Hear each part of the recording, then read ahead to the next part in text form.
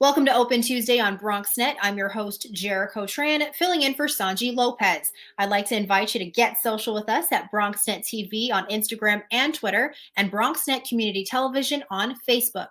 Well, small businesses and restaurants fought throughout the pandemic to stay afloat. Unfortunately, as capacity increases, there doesn't seem to be a light at the end of the tunnel as the city continues to stifle them with fines, the setback costing them thousands of dollars. Here to speak with us about this is Marisa Navarro, the owner of Kirvens Bar. Marisa, thank you so much for being here with us today. Thank you so much for having me. So it's been a long journey for you. Let's start from the beginning. How is it going? What's happening at Kirvens right now? We're open. We're trying to make up, like everybody else in the city, for the deficit that we accumulated over the last year. Just slowly waiting for the city to open up fully so that we can have the same privileges that a lot of the places on the outskirts of the city had.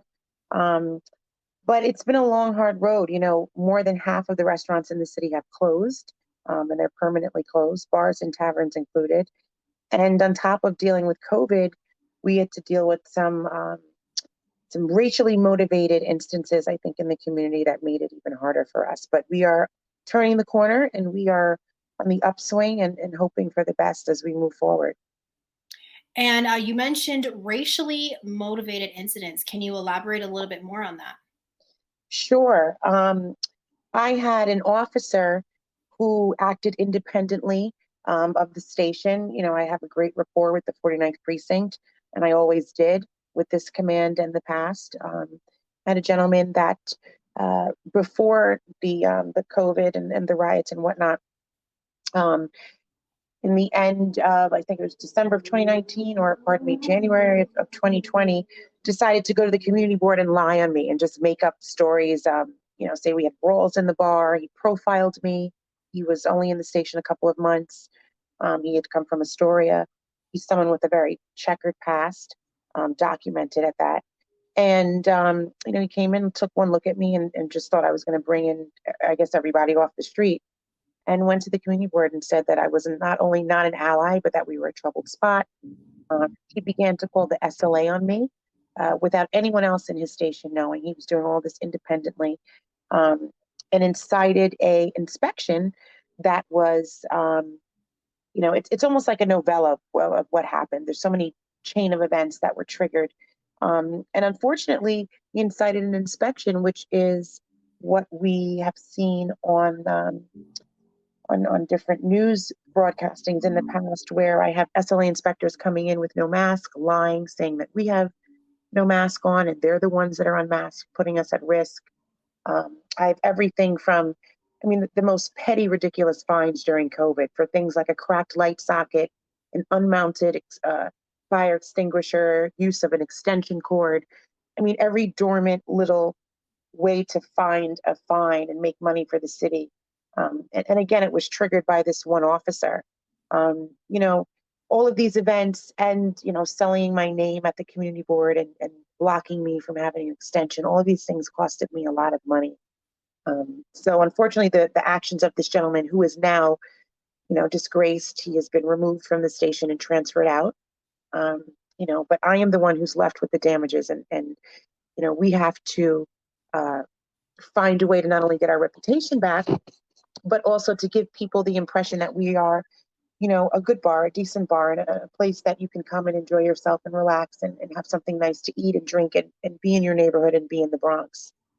So I think, Now, go ahead. During some of these incidents, there's a tape of somebody coming into your bar while you're closed. Can you tell us a little bit about that? Yeah, that's the same SLA inspection that was incited by that officer. They not only came in without masks, but they came in when my gate was half down, ducking to get inside. They inspected us at 12:30, and at that time, you had to be closed by 10 p.m. They were hours after we were open, and clearly closed. Videotape of everything being broken down, the signs being off in the window, and they threatened us with a $10,000 fine. In addition to that, they brought someone on premises who the SLA said is not their employees. So the inspector brought another unmasked man who as well was searching my premises, and he wasn't even an employee. There's so many bizarre facets to this story. And again, I'm the one who has to pay a lawyer to fight this. I'm the one who has to pay a lawyer to sue them in the end, and to find a way to recoup my money and my damages and my losses. And these are things that I am not, anything special. I am one of thousands of people who are going through this. The city has a lot of blurred lines between the different agencies that are inspecting us, the types of penalties that we're given. All of these things play a huge part in how you can survive and if you will survive, in addition to being shut down for months with COVID. So there's so many other additional obstacles that have been put in our place. Now, I want to go back to that video really quick, if we can take a look at it. The gentleman without the mask, you guys are clearly closed. What was your response when they walked in?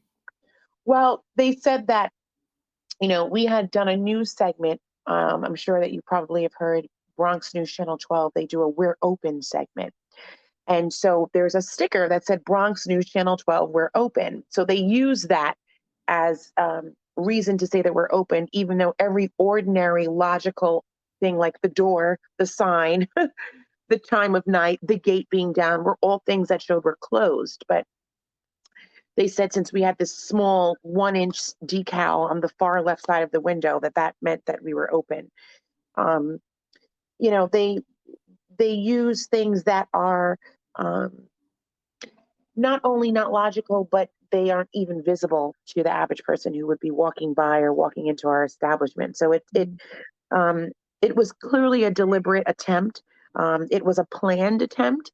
It was something, again, incited by this officer who called. And the SLA had no problem in saying that every tip that they got originated from this officer at the precinct. So it was clear that he weaponized his position and he was retaliatory, because after he had lied on me at the board, I had gone to the police captain and said, this is, horrible. How could this happen? This man lied on me. After he was reprimanded, he decided to go on a retaliatory spree. And that's when he started to call the SLA. And this is typical.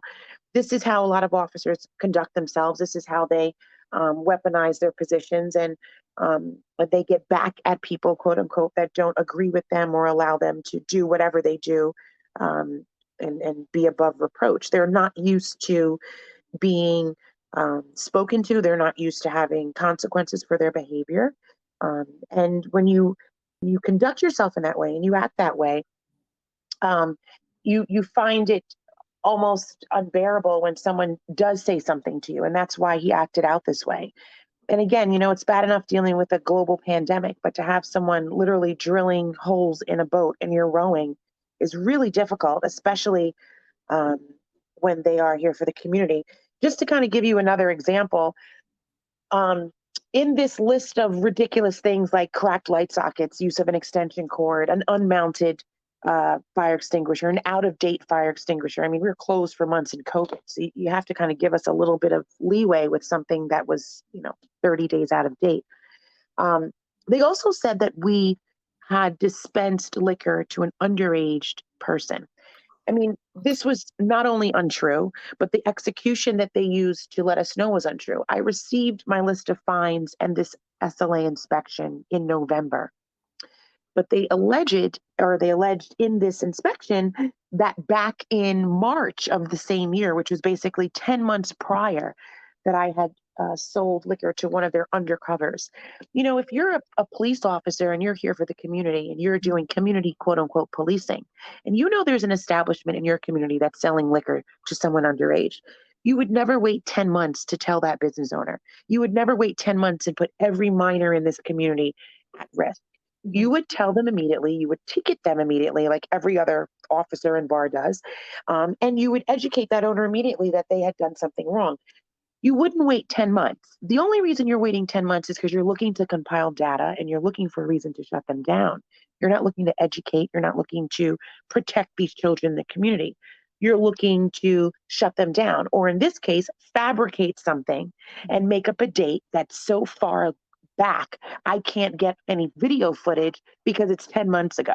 So I feel that, the execution in and of itself shows that these people were not only fabricating, but they're really looking to close me down. They're not looking for community policing. I mean, if you know a place is dispensing liquor to children underage, you're going to make sure that these people are shut down and that they're known.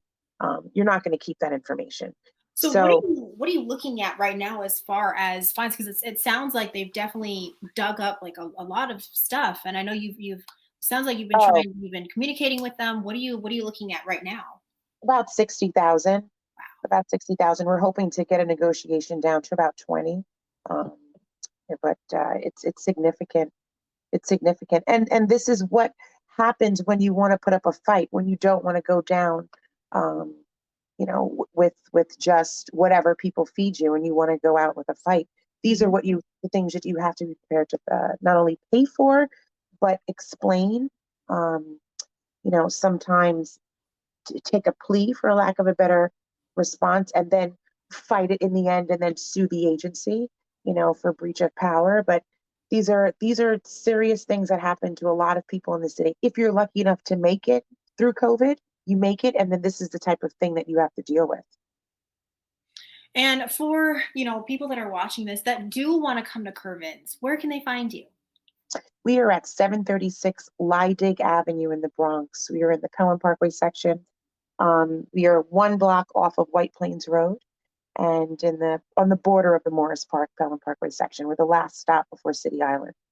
And I have to ask because it's what makes you you. What is the defining trait about Kirvens that just makes people want to come back? I think it's twofold. We do really good artisanal cocktails. We don't use anything from concentrate. We fresh hand squeeze our lime juice every day. And of course, we never have bodega beer. All our beer is craft beer. We only serve the best. So bringing that downtown vibe and that quality to the Bronx is something that we felt our underserved community really needed. So that's what keeps us apart. Marisa, thank you so much. We will be right back. We did reach out to the SLA as well as the city, and we'll let you know when we hear back.